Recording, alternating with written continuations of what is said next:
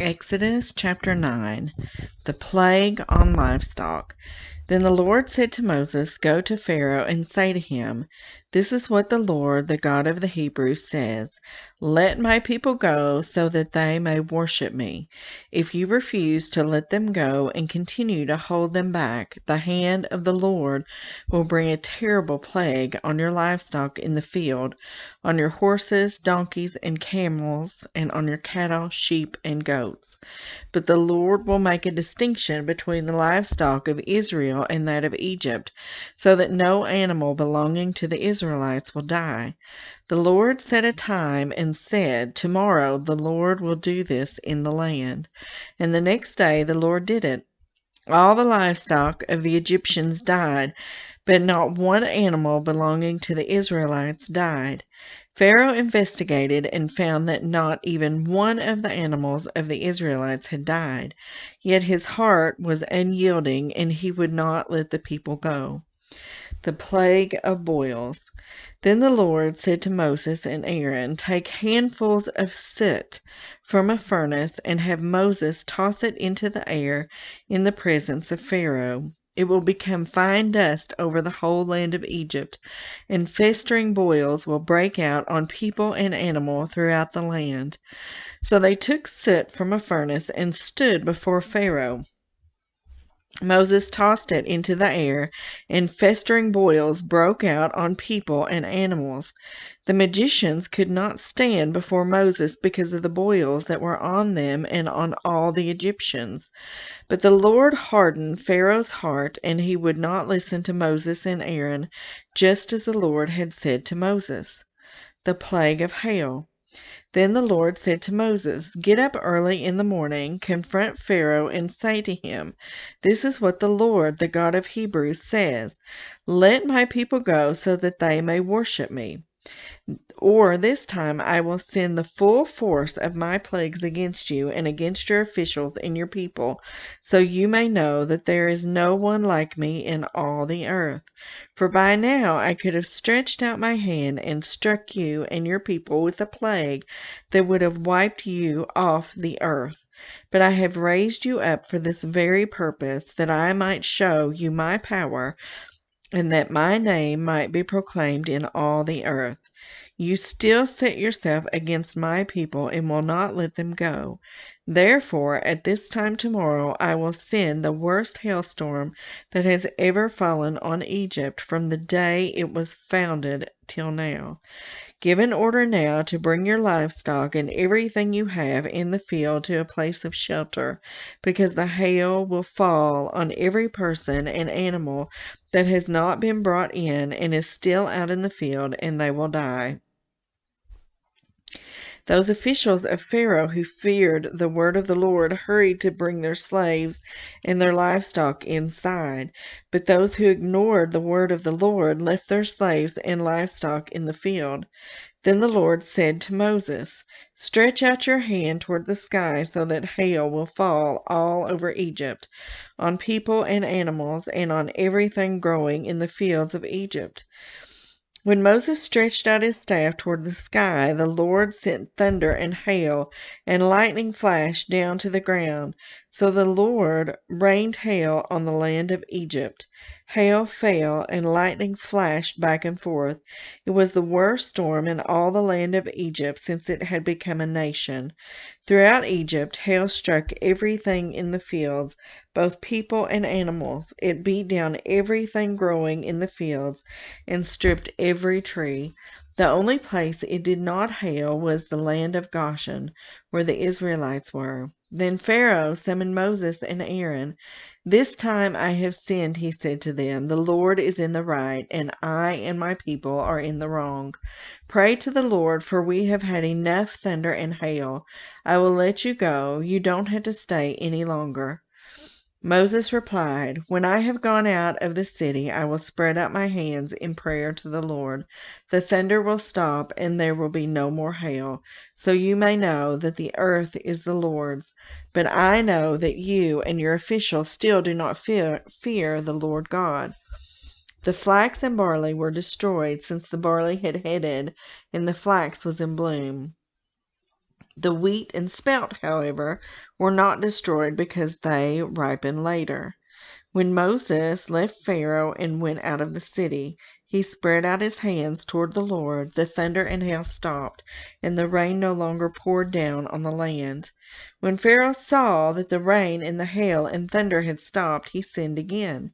He and his officials hardened their hearts. So Pharaoh's heart was hard, and he would not let the Israelites go, just as the Lord had said through Moses. Chapter 10, the plague of locusts. Then the Lord said to Moses, Go to Pharaoh, for I have hardened his heart and the hearts of his officials, so that I may perform these signs of mine among them, that you may tell your children and grandchildren how I dealt harshly with the Egyptians and how I performed my signs among them, and that you may know that I am the Lord. So Moses and Aaron went to Pharaoh and said to him, This is what the Lord, the God of the Hebrews, says. How long will you refuse to humble yourself before me? Let my people go so that they may worship me. If you refuse to let them go, I will bring locusts into your country tomorrow. They will cover the face of the ground so that it cannot be seen. They will devour what little you have left after the hail, including every tree that is growing in your fields. They will fill your houses and those of all your officials and all the Egyptians, something neither your parents nor your ancestors have ever seen from the day they settled in this land till now. Then Moses turned and left Pharaoh. Pharaoh's officials said to him, How long will this man be a snare to us? Let the people go so that they may worship the Lord their God. Do you not yet realize that Egypt is ruined? Then Moses and Aaron were brought back to Pharaoh. Go, worship the Lord your God, he said, but tell me who will be going. Moses answered, We will go with our young and our old, with our sons and our daughters, and with our flocks and herds, because we are to celebrate a festival to the Lord.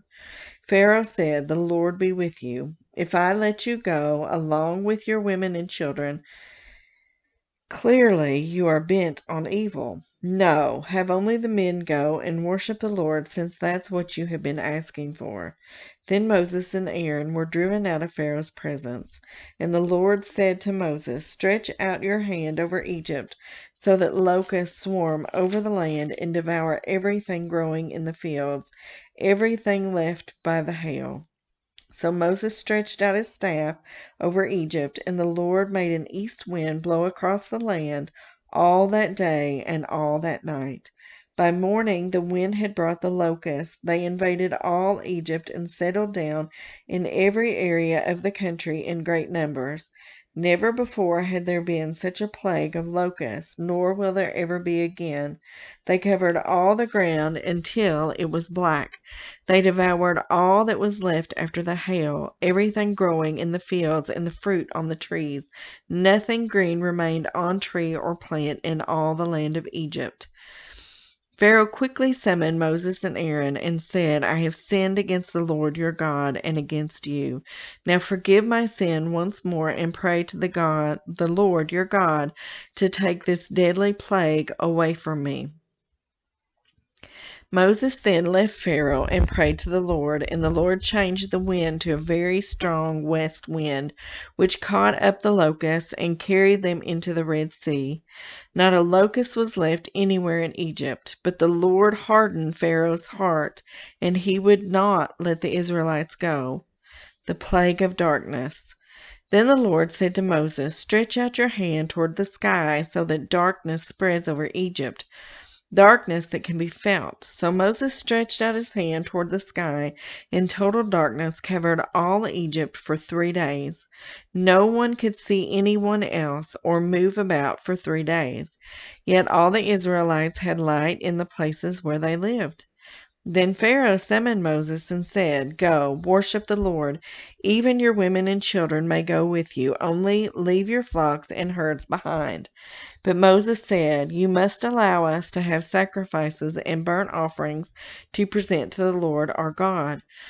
Our livestock, too, must go with us. Not a hoof is to be left behind. We have to use some of them in worshiping the Lord our God, and until we get there, we will not know what we are to use to worship the Lord. But the Lord hardened Pharaoh's heart, and he was not willing to let them go. Pharaoh said to Moses, "Get out of my sight. Make sure you do not appear before me again. The day you see my face, you will die."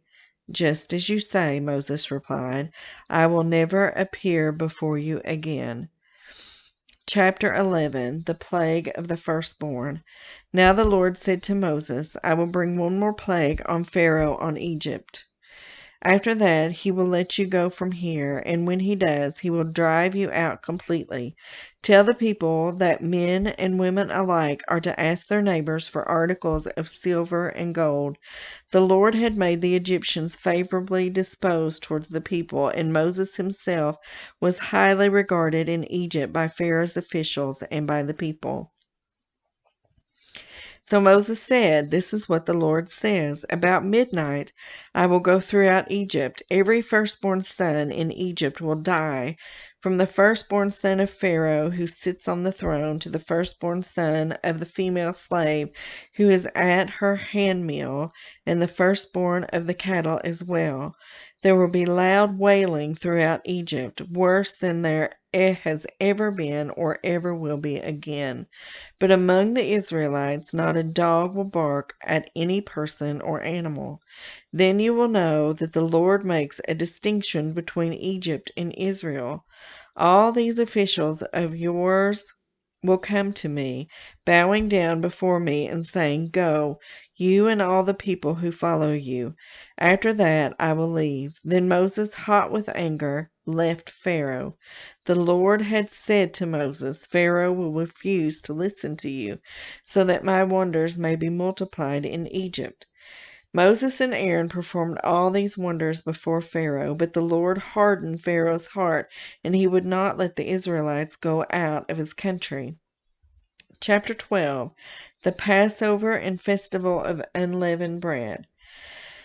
The Lord said to Moses and Aaron in Egypt, "This month is to be for you the first month of your year.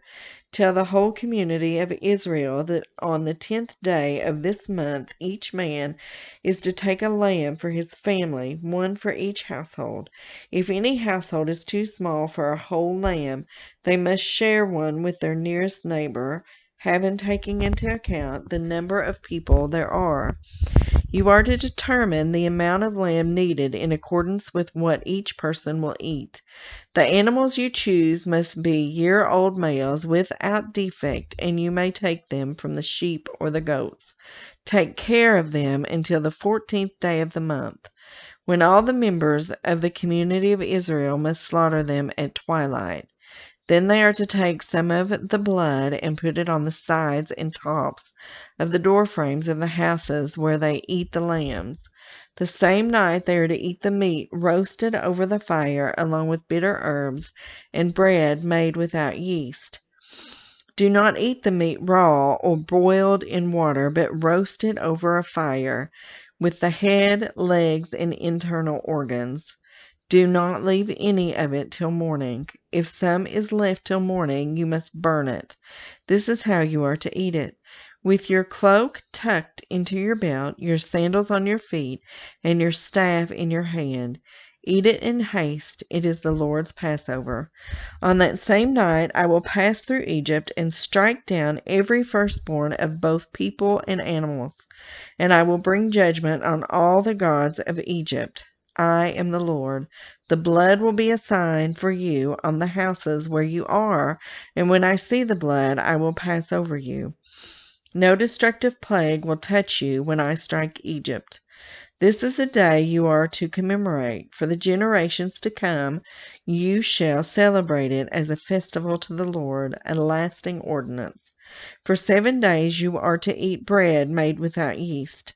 On the first day remove the yeast from your houses, or whoever eats anything with yeast in it from the first day through the 7th must be cut off from Israel. On the first day, hold a sacred assembly, and another one on the seventh day. Do no work at all on these days except to prepare food for everyone to eat. That is all you may do. Celebrate the festival of unleavened bread, because it was on this very day that I brought your divisions out of Egypt. Celebrate this day as a lasting ordinance for the generations to come. In the first month you are to eat bread made without yeast, from the evening of the 14th day until the evening of the 21st day. For 7 days no yeast is to be found in your houses, and anyone, whether foreigner or native born, who eats anything with yeast in it must be cut off from the community of Israel. Eat nothing made with yeast. Wherever you live, you must eat unleavened bread. Then Moses summoned all the elders of Israel and said to them, Go at once and select the animals for your families and slaughter the Passover lamb. Take a bunch of hyssop, dip it into the blood in the basin, and put some of the blood on the top and on both sides of the doorframe. None of you shall go out of the door of your house until morning. When the Lord goes through the land to strike down the Egyptians, he will see the blood on the top and sides of the doorframe and will pass over that doorway, and he will not permit the destroyer to enter your houses and strike you down. Obey these instructions as a lasting ordinance for you and your descendants. When you enter the land that the Lord will give you, as he promised, observe this ceremony. And when your children ask you, What does the ceremony mean to you? Then tell them, It is the Passover sacrifice to the Lord, who passed over the houses of the Israelites in Egypt and spared our homes when he struck down the Egyptians. Then the people bowed down and worshipped. The Israelites did just what the Lord commanded Moses and Aaron. At midnight the Lord struck down all the firstborn in Egypt, from the firstborn of Pharaoh who sat on the throne to the firstborn of the prisoner who was in the dungeon, and the firstborn of all the livestock as well. Pharaoh and all his officials and all the Egyptians got up during the night, and there was loud wailing in Egypt, for there was not a house without someone dead. The Exodus. During the night, Pharaoh summoned Moses and Aaron and said, Up, lead my people, you and the Israelites go. Go worship the Lord as you have requested. Take your flocks and herds as you have said, and go, and also bless me. The Egyptians urged the people to hurry and leave the country, for otherwise, they said, we will all die. So the people took their dough before the yeast was added and carried it on their shoulders in kneading troughs wrapped in clothing. The Israelites did as Moses instructed and asked the Egyptians for articles of silver and gold and for clothing. The Lord had made the Egyptians favorably disposed toward the people, and they gave them what they asked for, so they plundered the Egyptians. The Israelites journeyed from Ramses to Succoth. There were about 600,000 men on foot, besides women and children.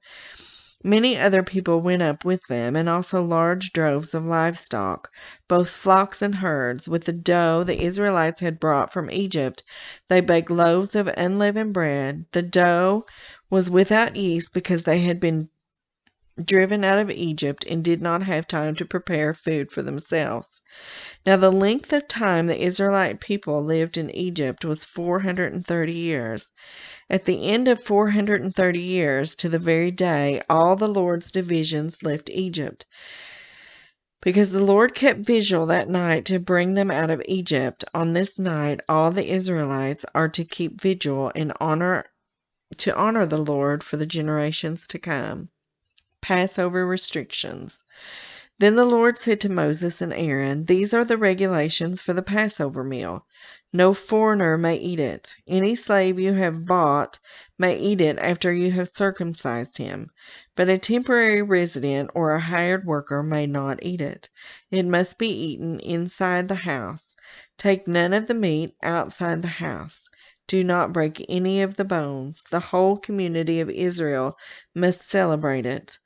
A foreigner residing among you who wants to celebrate the Lord's Passover must have all the males in his household circumcised. Then he may take part like he was one born in the land. No uncircumcised male may eat it. The same law applies both to the native born and to the foreigner residing among you. All the Israelites did just what the Lord had commanded Moses and Aaron, and on that very day the Lord brought the Israelites out of Egypt by their divisions.